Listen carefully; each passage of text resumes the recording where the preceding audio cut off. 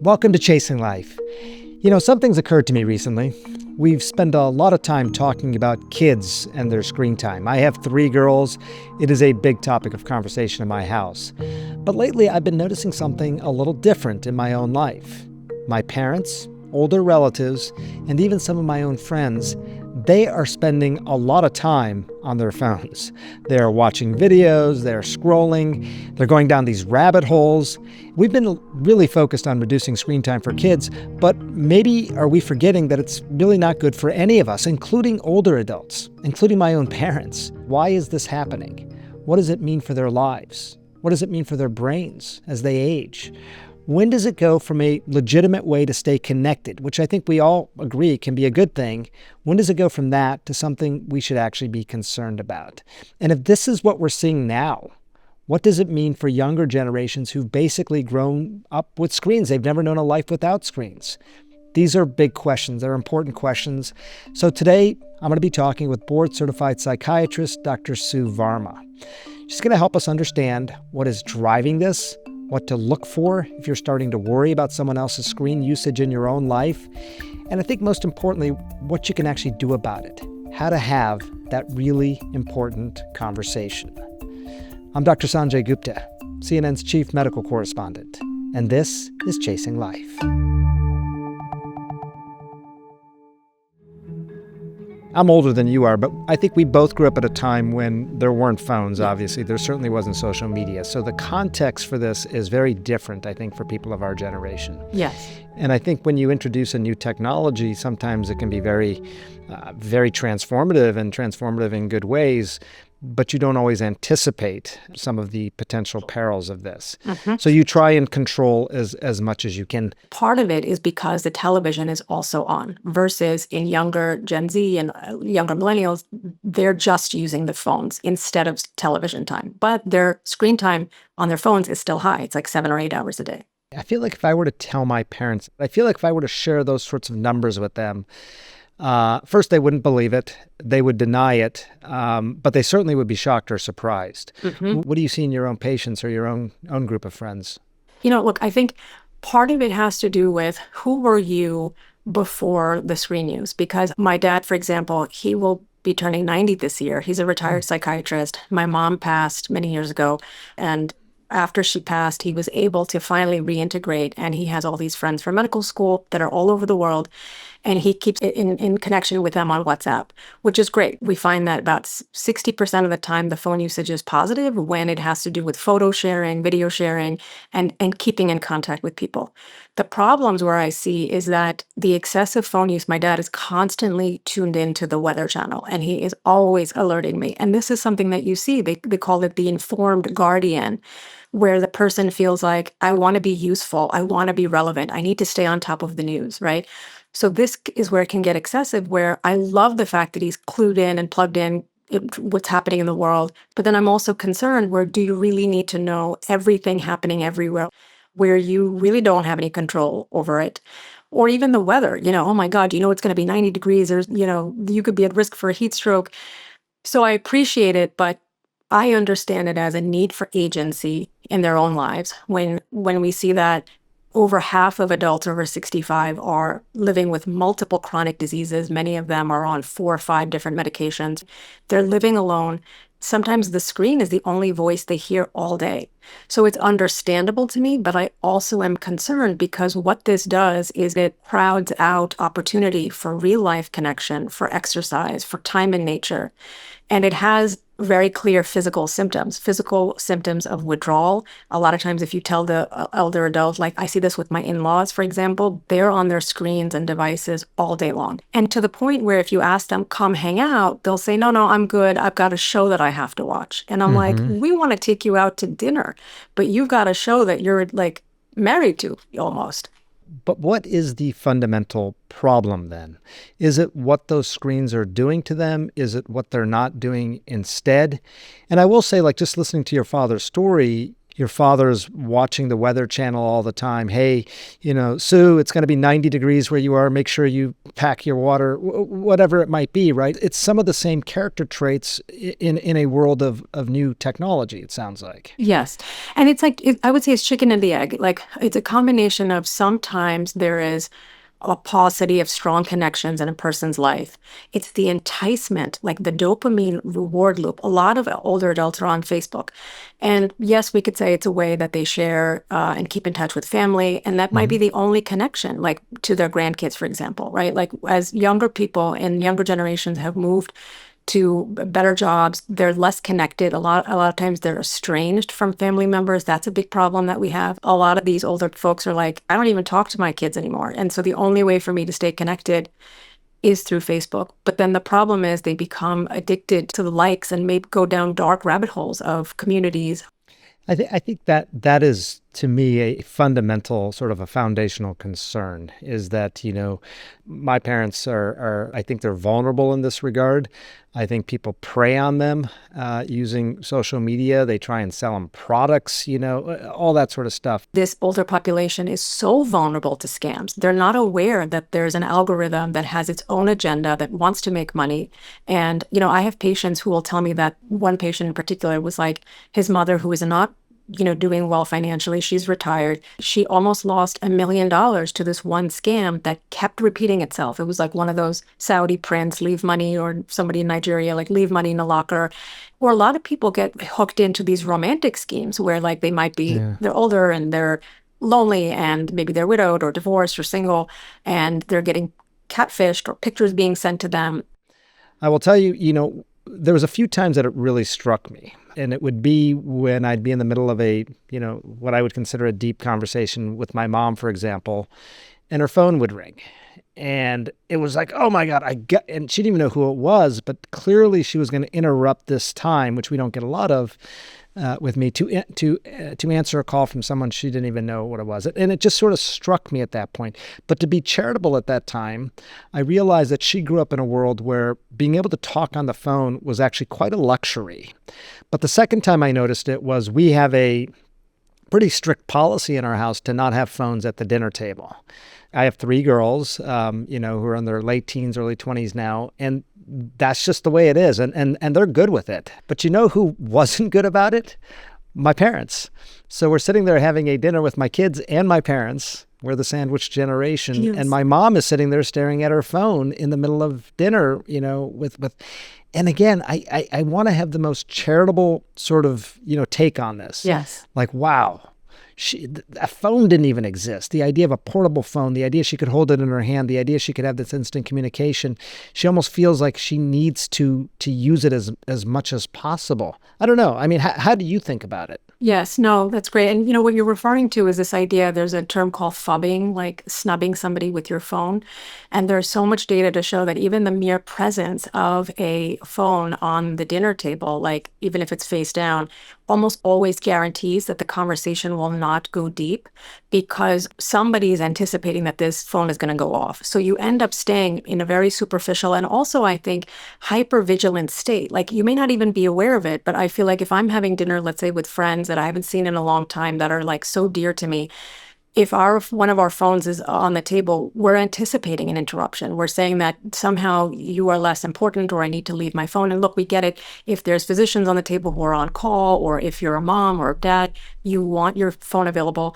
But it says to me that you're not able to prioritize and assess what is really important. And it's not that they don't value, because I'm just thinking about your mom at the dinner table. And I would say if anybody were to say to her, do you value the time you have with your son and your grandkids? She would say, absolutely. I would give my life for that, right? Like they would do anything for you guys.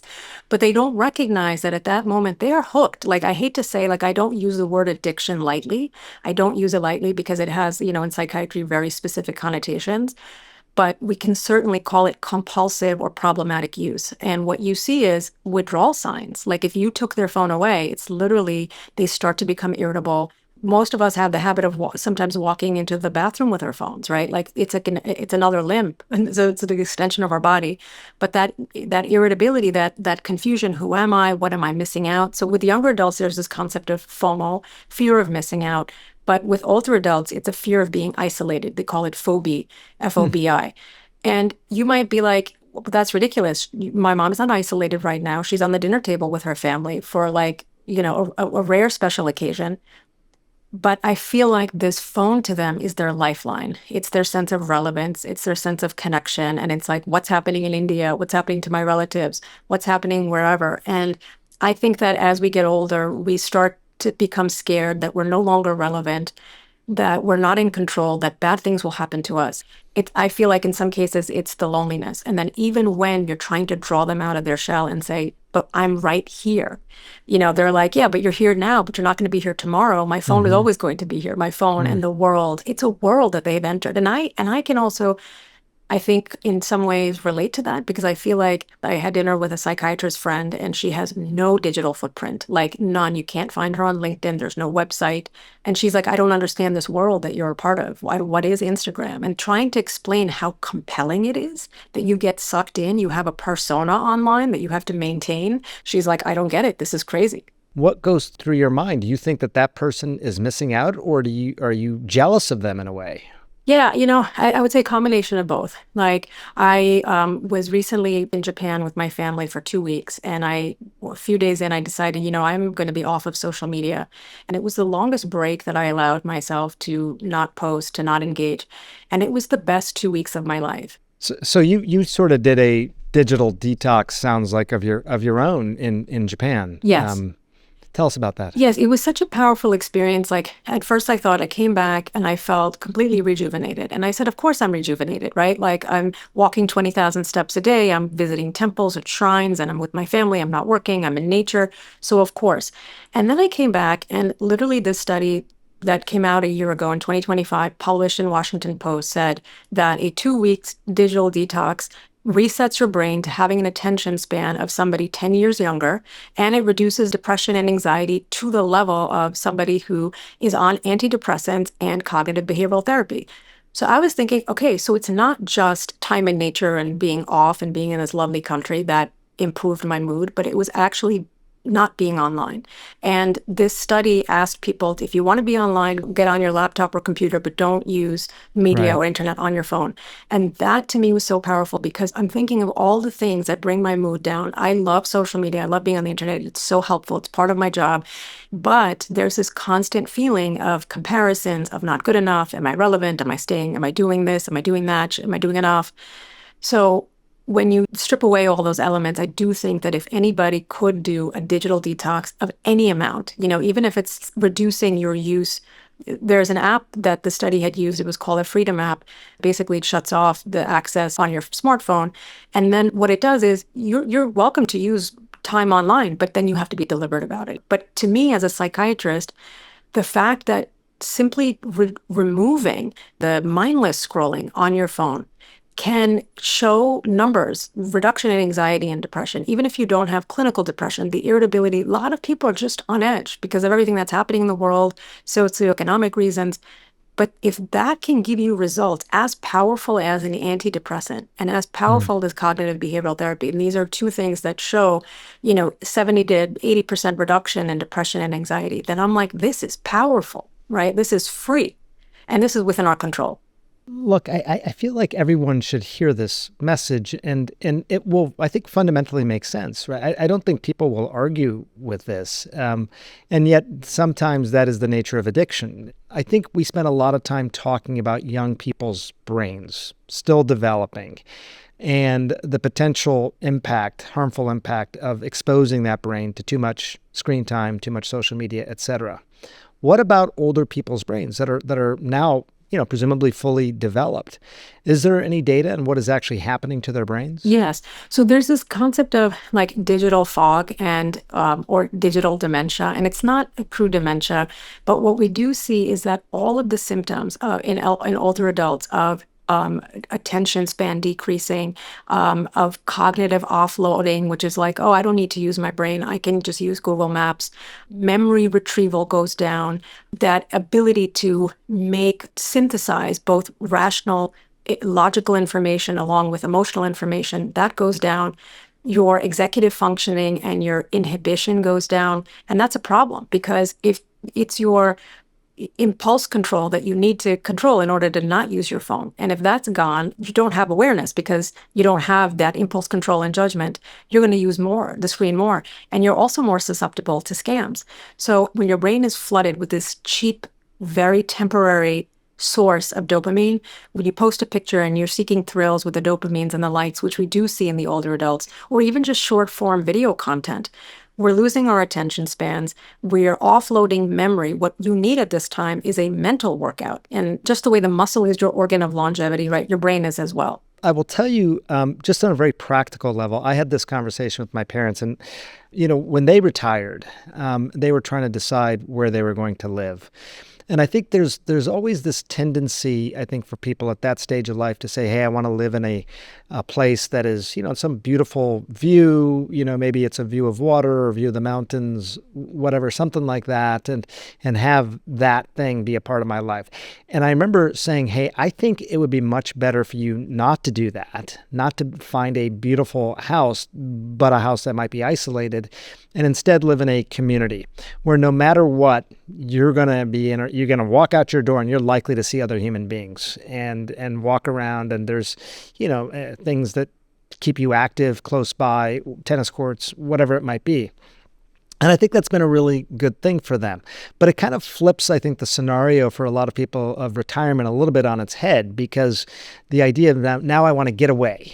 The problem with getting away is, as you're pointing out, that inevitably where that leads to is a lot of time on the phone.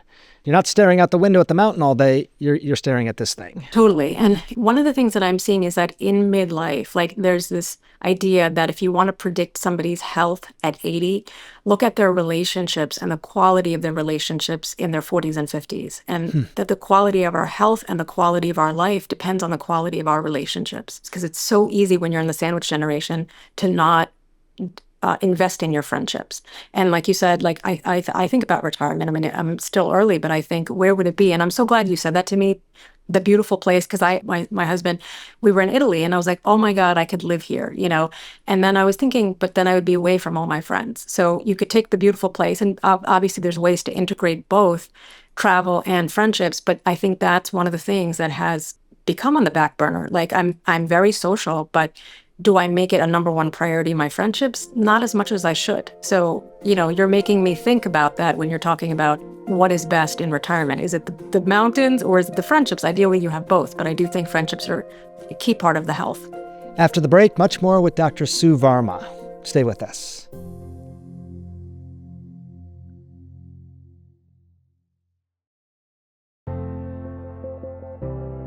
There is a issue with too much phone use, screen time use, social media use, for all the reasons. What it does to your brain, potentially becoming scammed, interfering with your brain function, maybe making you more vulnerable, more likely to not remember things, all of that. But I think this idea of what to do about it then, I think, because if it's your kids, you can tell your kids, hey man, no phones in the bedroom at night. You're the parent. But what about when you're the kid?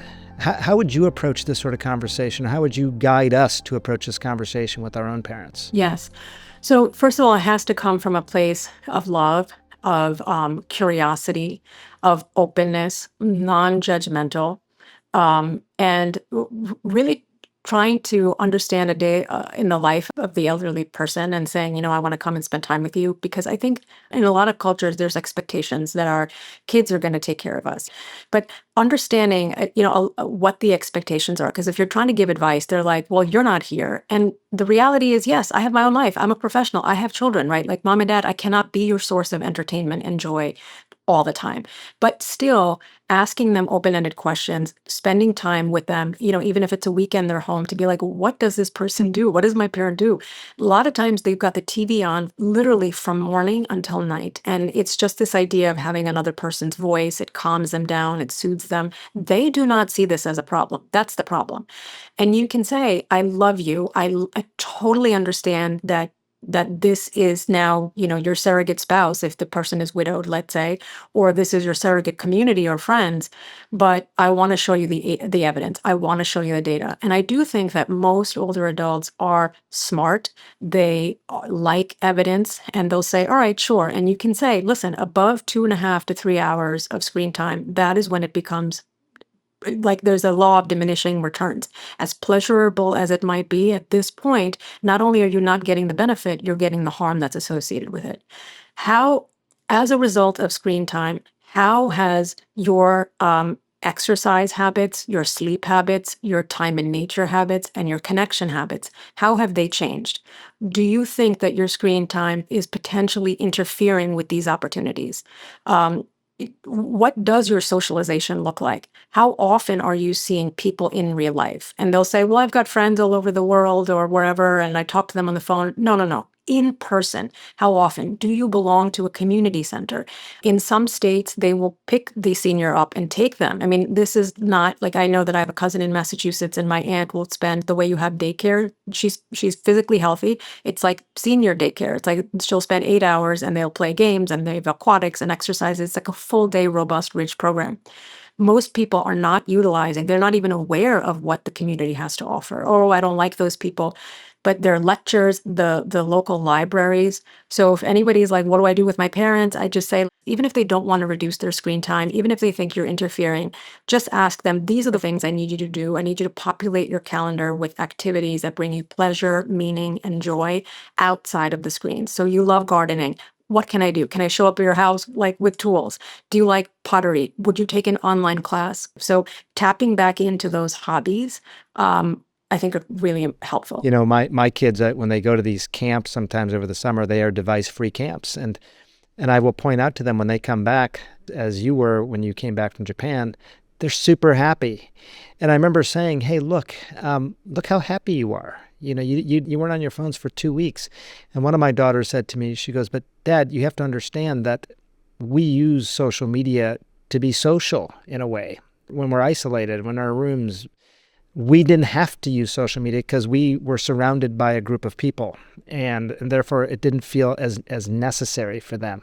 So, look, I just want to say for anybody who's listening, I don't think either Dr. Varma and I, either one of us, want to sound like we're being preachy about this. These are challenging conversations, and especially when it comes to your parents, I do worry about them having phobia. I think you call it the fear of being isolated. These are legitimate concerns. And, the idea that your parents want to have purpose in their life, especially as they get older, that may be the most important thing that we can really hone in on. I often think, I just want to give my parents things to look forward to. Yes. So they're coming to visit me in a few weeks, and they're really looking forward to that. That sense of anticipation, yes, I think can be quite helpful as well. Totally. And they found that, like with grandparents, letting them know, like, you have a graduation, we have a birthday party, Yes. putting things on their calendar, it actually extends their life. So, and improves their health. So definitely anticipation, and even like planning a vacation, however small it might be, even if it's the equivalent of movie tickets or Broadway tickets or something social, every 6 to 8 weeks, giving them something to look forward to, whether it's a visit from you, whether it's a family reunion, even if it's 6 months down the line. But that says, I need to stay active. I need to stay healthy. I need to stay Yes. sharp. It sends the message that I still am important, not to turn this conversation too dark, but I'm a psychiatrist. I work with people who are survivors of suicide or who think about it. And I think about older adults and like, what are the risk factors? And one of them is feeling like you're a burden and that you don't matter anymore. So this idea that I'm not a burden, that I matter, if you feel that you are a burden on somebody else, just say, what can I do to offer you help. And it may seem so counterintuitive because I think when a lot of times people age, they feel like I'm not relevant, I don't matter, you don't need me. But just making them feel relevant. If you know your mom makes great aloo paranthas, be like, Mom, you make this such a good thing. Like, can you please make it, or some version of it? So mastery is really key, I think, for older adults. And the other thing I would say is with their phones, to make them slightly less enticing, the idea of like making it like grayscale so it's not as colorful, or like small little things like, okay, you like to watch the news, could I get you a subscription to a paper newspaper, like, because they grew up with that was the norm for them. So or I need to know the time, that's or an alarm, so I bought old school alarm clocks, for my kids and for my dad. So I was like, anything that you're going to use as an excuse to turn to, or how about a watch, an old school nice watch, so you don't turn to your phone. So just thinking of all the small hacks. But to me, I think the most effective component in this, instead of taking away, is adding back the nature. Just saying, even going for a walk, like one of the things my parents would always do together was there was a duck pond park near our house. And that was something that they used to do routinely together every single day, like sunset. And it was beautiful. And there's this idea of nature relatedness, that do you appreciate nature? So my dad has a nature journal. He'll talk about the flowers, and I very much appreciate that, and that beauty.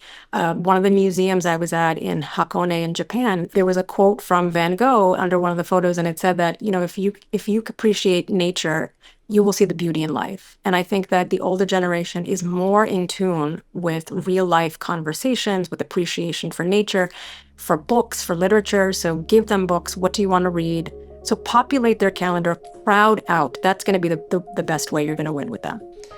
So Mom and Dad, if you're listening, listen to Dr. Sue Varma. Even if you don't listen to me, listen to Dr. Varma.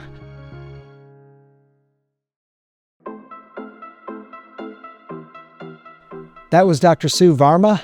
She's a board-certified psychiatrist and clinical assistant professor at NYU Langone Health. She's also author of the book Practical Optimism: The Art, Science, and Practice of Exceptional Well-Being. Gotta tell you, there's some really helpful tips in there about being more present and not constantly glued to your own devices, something I think we can all benefit from. Thanks so much for listening.